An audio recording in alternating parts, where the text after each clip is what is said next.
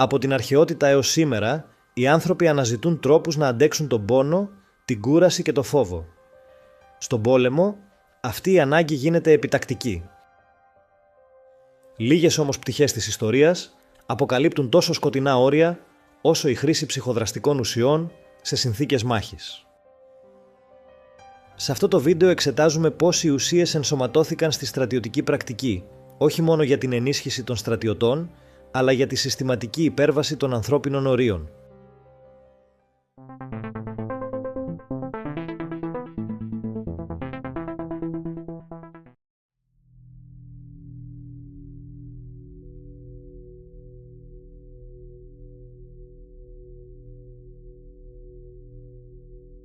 Από τους αρχαίους χρόνους, ψυχοδραστικές ουσίες χρησιμοποιούνταν κυρίως σε ιεροτελεστίες και θρησκευτικές πρακτικές. Υπάρχουν επίσης ενδείξεις ότι η χρήση ψυχοδραστικών ουσιών πριν από τη μάχη χρησιμοποιήθηκε σε πολλούς αρχαίους πολιτισμούς, ως μέσο ενίσχυσης του θάρρους, μείωσης του φόβου και αύξησης της αντοχής στον πόνο. Στην αρχαία Ελλάδα και τη Ρώμη, η χρήση ουσιών συνδεόταν κυρίως με την ανακούφιση του πόνου και τη διαχείριση της ψυχολογικής πίεσης του πολέμου. Ρωμαίοι στρατιώτες χρησιμοποιούσαν όπιο, συχνά αναμεμειγμένο με κρασί, ως παυσίπονο και ηρεμιστικό, ενώ υπάρχουν αναφορές ότι μονομάχοι κατανάλωναν ουσίες σε πολύ μικρές δόσεις για να καθυστερήσουν την κόπωση. Ο αυτοκράτορας Μάρκος Αβρίλιος λάμβανε επίσης όπιο ως μέρος φαρμακευτικού αντιδότου κατά τις εκστρατείες. Παρόμοιες πρακτικές καταγράφονται και αλλού.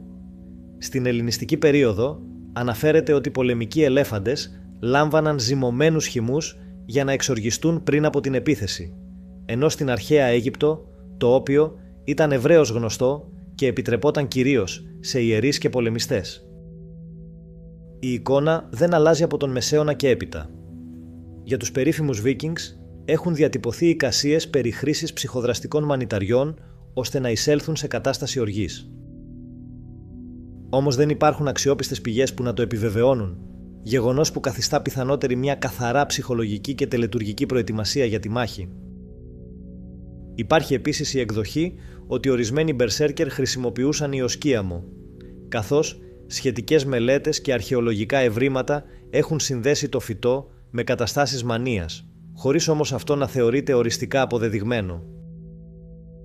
Αρχαιολογικές έρευνες έχουν εντοπίσει μικρά εργαλεία σε σχήμα κουταλιού σε θέσεις της Σκανδιναβίας, της Γερμανίας και της Πολωνίας, πάντα μαζί με όπλα και πολεμικό εξοπλισμό. Η μορφή τους έχει οδηγήσει ερευνητές στην εκτίμηση ότι ίσως χρησιμοποιούνταν για την προετοιμασία ή τη δοσομέτρηση διαγερτικών ουσιών. Μία ακόμη οργανωμένη σύνδεση ουσιών με πολεμική δράση αποδίδεται στους ασασίνους, αν και η ιστορική της βάση αμφισβητείται. Ο όρος προήλθε από τη λέξη χασασίν, όπως την κατέγραψαν οι σταυροφόροι. Σύμφωνα με μεσαιωνικές πηγές, τα μέλη της οργάνωσης φέρονται να εκτελούσαν αποστολές υπό την επήρεια χασίς, το οποίο παρουσιαζόταν ως πρόγευση των ανταμοιβών που τους περίμεναν μετά τον θάνατο. Εδώ φαίνεται ότι η ουσία δεν συνδέεται με τελετουργία, αλλά με στοχευμένη πολεμική και πολιτική βία. Καθώς οι επιστήμες της χημείας και της φαρμακολογίας εξελίχθηκαν, στρατιωτικοί ηγέτες άρχισαν να αντιμετωπίζουν τις ουσίες όχι ως εξαίρεση, αλλά ως εργαλείο για την υπέρβαση φυσικών περιορισμών.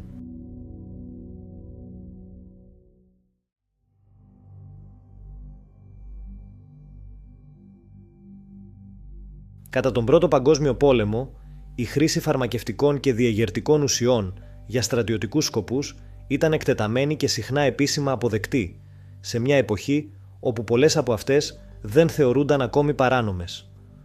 Ο πόλεμος φθοράς δημιούργησε την ανάγκη για αντοχή, εγρήγορση και καταστολή του πόνου.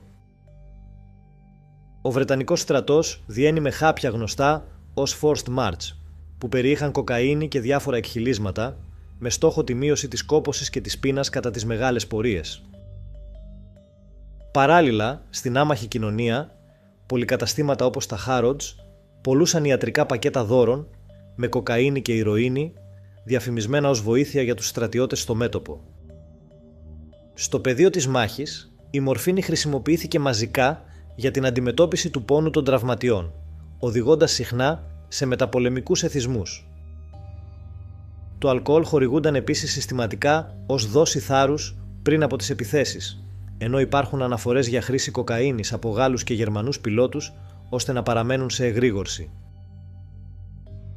Η ανεξέλεγκτη αυτή χρήση προκάλεσε ανησυχία, με τη Βρετανία να εκδίδει το 1916 διαταγή που απαγόρευε τη μη εξουσιοδοτημένη πώληση ψυχοδραστικών ουσιών σε στρατιωτικούς.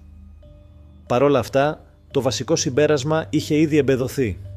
Οι ουσίες μπορούσαν να ενισχύσουν προσωρινά τις ανθρώπινες αντοχές στον πόλεμο. Αυτή ακριβώς η λογική θα περάσει με πολύ πιο συστηματικό και μαζικό τρόπο στον Δεύτερο Παγκόσμιο Πόλεμο.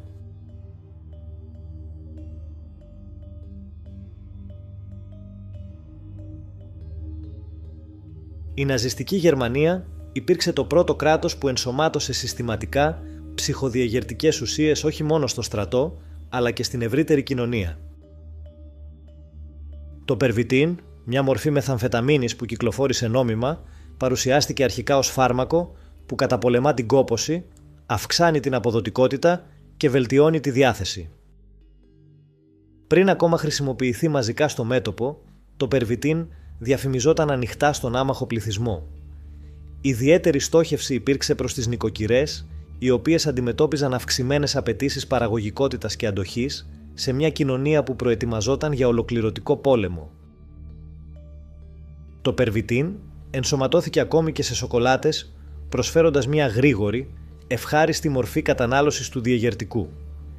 Η επιλογή της σοκολάτας δεν ήταν τυχαία.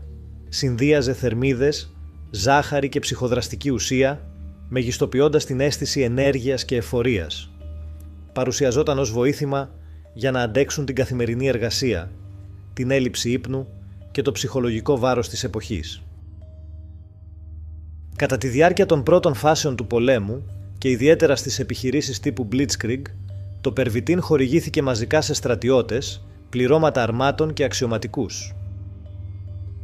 Υπολογίζεται ότι δεκάδες εκατομμύρια χάπια διανεμήθηκαν μέσα σε σύντομο χρονικό διάστημα. Ο στόχος ήταν σαφής: συνεχής εγρήγορση, μειωμένη ανάγκη για ύπνο και αυξημένη αυτοπεποίθηση, ακόμη και σε συνθήκες ακραίας εξάντλησης. Ωστόσο, η εκτεταμένη χρήση αποκάλυψε σύντομα το τίμημα.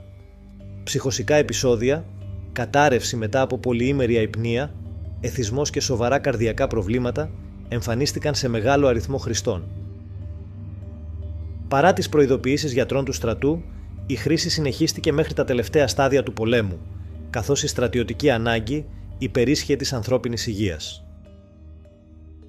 Η χρήση διαγερτικών ωστόσο δεν περιορίστηκε στη Γερμανία.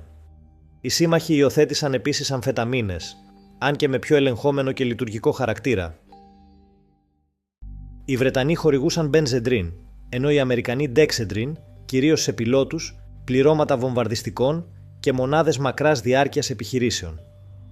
Στόχος ήταν η διατήρηση της εγρήγορσης και της συγκέντρωσης σε αποστολές πολλών ωρών ή ημερών, υπό συνθήκες έντονου στρες και σωματικής καταπώνησης. Σε αντίθεση με τις δυτικές συμμαχικές δυνάμεις, η Σοβιετική Ένωση, κατά τη διάρκεια του Παγκοσμίου Πολέμου, δεν φαίνεται να υιοθέτησε συστηματική χορήγηση ψυχοδιαγερτικών ουσιών στους στρατιώτες της. Κατά τον πόλεμο, οι αναφορές στον κόκκινο στρατό κάνουν λόγο κυρίως για αλκοόλ, το οποίο χορηγούνταν πριν ή μετά από μάχες. Η πρακτική αυτή είχε κυρίως ψυχολογικό χαρακτήρα, με στόχο τη μείωση του φόβου και της έντασης της μάχης και την ενίσχυση του θάρρους, όχι τη συστηματική αύξηση της αντοχής ή της εγρήγορσης. Η Ιαπωνία στο Δεύτερο Παγκόσμιο Πόλεμο χρησιμοποίησε ευρέως τη μεθαμφεταμίνη, σε μορφή με την ονομασία φιλοπών. Η ουσία διανεμόταν στο στρατό για την καταπολέμηση της κόπωσης και την αύξηση της αντοχής και της εγρήγορσης των στρατιωτών.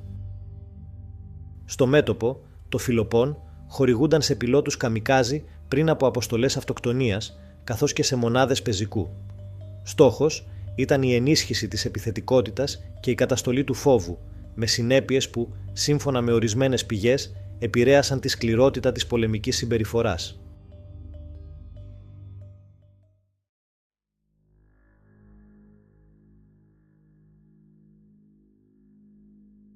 Μετά τον Δεύτερο Παγκόσμιο Πόλεμο, οι στρατοί δεν εγκατέλειψαν τη χρήση ουσιών.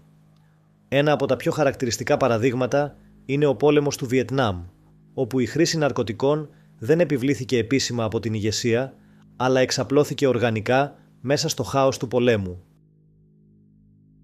Στο Βιετνάμ, χιλιάδες Αμερικανοί στρατιώτες ήρθαν σε επαφή με ηρωίνη, η οποία ήταν φθηνή, εύκολα προσβάσιμη και άμεσα αποτελεσματική στην καταστολή του φόβου και του ψυχικού πόνου. Σε αντίθεση με τις αμφεταμίνες του Δεύτερου Παγκοσμίου Πολέμου, η ηρωίνη λειτουργούσε ως μέσο αποσύνδεσης από την πραγματικότητα. Μέχρι τις αρχές της δεκαετίας του 1970, εκτιμάται ότι ένα σημαντικό ποσοστό των Αμερικανών στρατιωτών είχε δοκιμάσει ή χρησιμοποιούσε συστηματικά οπιοειδή. Το σοκ ήρθε μετά την επιστροφή τους. Ο φόβος μιας γενιάς βετεράνων εξαρτημένων από την ηρωίνη οδήγησε τις Ηνωμένες Πολιτείες σε μαζικά προγράμματα απεξάρτησης και αυστηρότερη επιτήρηση των στρατευμάτων. Το Βιετνάμ αποτέλεσε σημείο καμπής, αποδεικνύοντας ότι ο πόλεμος μπορεί να δημιουργήσει όχι μόνο νεκρούς, αλλά και κοινωνικές κρίσεις που διαρκούν δεκαετίες. Κατά τη διάρκεια του Σοβιετικού πολέμου στο Αφγανιστάν, η χρήση ναρκωτικών ουσιών στις τάξεις του κόκκινου στρατού έλαβε ανησυχητικές διαστάσεις. Σύμφωνα με αναλύσεις δυτικών οργανισμών, όπως το Rand Corporation, εκτιμάται ότι μεγάλο ποσοστό του προσωπικού έκανε τακτική χρήση ουσιών, γεγονός που επηρέασε αρνητικά το ηθικό, την πειθαρχία και την επιχειρησιακή ικανότητα των μονάδων. Οι στρατιώτες κατέφευγαν κυρίως στο χασίς, αλλά επίσης σε όπιο και ηρωίνη, για να αντιμετωπίσουν τον φόβο, την απομόνωση και τις άθλιες συνθήκες διαβίωσης. Αναφορές κάνουν λόγο ακόμη και για ανταλλαγή καυσίμων, εξοπλισμού ή όπλων με ντόπιους εμπόρους, δημιουργώντας μια άτυπη μαύρη οικονομία στο μέτωπο. Με την απόσυρση των στρατευμάτων, το πρόβλημα μεταφέρθηκε στο εσωτερικό της Σοβιετικής Ένωσης, με βετεράνους να επιστρέφουν εξαρτημένοι, επιβαρύνοντας τη σοβιετική κοινωνία. Παράλληλα, σε δημοσιεύματα της εποχής γίνεται λόγος και για απόπειρες μυστικών υπηρεσιών να εκμεταλλευτούν την κατάσταση, διοχετεύοντας ουσίες στις σοβιετικές γραμμές ως μέσο αποσταθεροποίησης. Κατά τους πολέμους του κόλπου, του Ιράκ και του Αφγανιστάν, οι αμερικανικές ένοπλες δυνάμεις έκαναν συστηματική χρήση εγκεκριμένων φαρμακευτικών σκευασμάτων για επιχειρησιακούς λόγους. Στον πόλεμο του κόλπου το 1991, η dextroamphetamine χρησιμοποιήθηκε ευρέως ως go pill για την αντιμετώπιση της κόπωσης, ενώ αργότερα αντικαταστάθηκε από το modafinil. Παράλληλα, υπνοτικά χορηγούνταν για την αποκατάσταση του ύπνου, ενώ το pyridostigmine bromide δόθηκε προληπτικά κατά χημικών όπλων, συνδεόμενο εκ των υστέρων με το σύνδρομο του κόλπου. Τα ποσοστά διαταραχών από χρήση ουσιών αυξήθηκαν αισθητά, με πολλούς στρατιώτες και βετεράνους να οδηγούνται σε εθισμό από οπιοειδή, ηρεμιστικά ή αλκοόλ, συχνά ως μέσο διαχείρισης τραυματισμών, μετατραυματικού στρες και κατάθλιψης. Τα τελευταία χρόνια, η χρήση ουσιών εμφανίζεται κυρίως στο πλαίσιο ασύμμετρων συγκρούσεων. Χαρακτηριστικό παράδειγμα αποτελεί το καπταγκόν, ένα συνθετικό αμφεταμινούχο ναρκωτικό που έχει συνδεθεί με μαχητές τζιχαντιστικών οργανώσεων στη Μέση Ανατολή. Το καπταγκόν έχει αναφερθεί σε επιχειρήσεις οργανώσεων όπως το Ισλαμικό κράτος και δίκτυα που σχετίζονται με την Αλ-Κάιντα. Η ουσία χρησιμοποιείται για την καταστολή του φόβου, τη μείωση της ανάγκης για ύπνο και την ενίσχυση της επιθετικότητας, επιτρέποντας τη μακροχρόνια λειτουργία μαχητών χωρίς ξεκούραση. Σε αντίθεση με τους κρατικούς στρατούς, η χρήση αυτή δεν ελέγχεται ιατρικά ούτε περιορίζεται χρονικά. Το αποτέλεσμα είναι συχνά σοβαρές ψυχικές διαταραχές, πλήρης εξάρτηση και ακραία βία, ενώ παράλληλα το καπταγκόν έχει εξελιχθεί σε βασικό εργαλείο χρηματοδότησης πολεμικών και εγκληματικών δικτύων.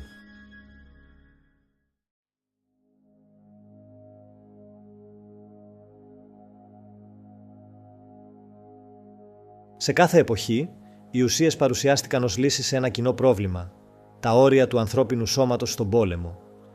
πρόσφεραν προσωρινή αντοχή, εγρήγορση ή αφοβία, αλλά το τίμημα αποκαλύφθηκε αργότερα. Ο εθισμός, οι ψυχώσεις, η κατάθλιψη, τα καρδιακά προβλήματα και η σωματική κατάρρευση σημάδεψαν γενιές στρατιωτών. Σε πολλές περιπτώσεις, οι μετατραυματικές διαταραχές συνδέθηκαν άμεσα με τη χρήση ουσιών και ακολούθησαν τους βετεράνους για δεκαετίες μετά το τέλος των συγκρούσεων. Στον πόλεμο, τα ανθρώπινα σώματα χρησιμοποιήθηκαν ως εργαλεία για την επίτευξη στόχων και πολλοί από όσους επέστρεψαν δεν ήταν ποτέ οι ίδιοι. Η ιστορία των ναρκωτικών στον πόλεμο δεν είναι ιστορία νίκης. Είναι η ιστορία του κόστους που πληρώνεται, πολύ μετά τη σιωπή των όπλων. Αν σας άρεσε το βίντεο, κάντε ένα like και subscribe. Μας βοηθά πολύ να δημιουργούμε νέο περιεχόμενο. Ακολουθήστε το Noctua Tales επίσης σε TikTok, Instagram και Facebook για περισσότερες ιστορίες.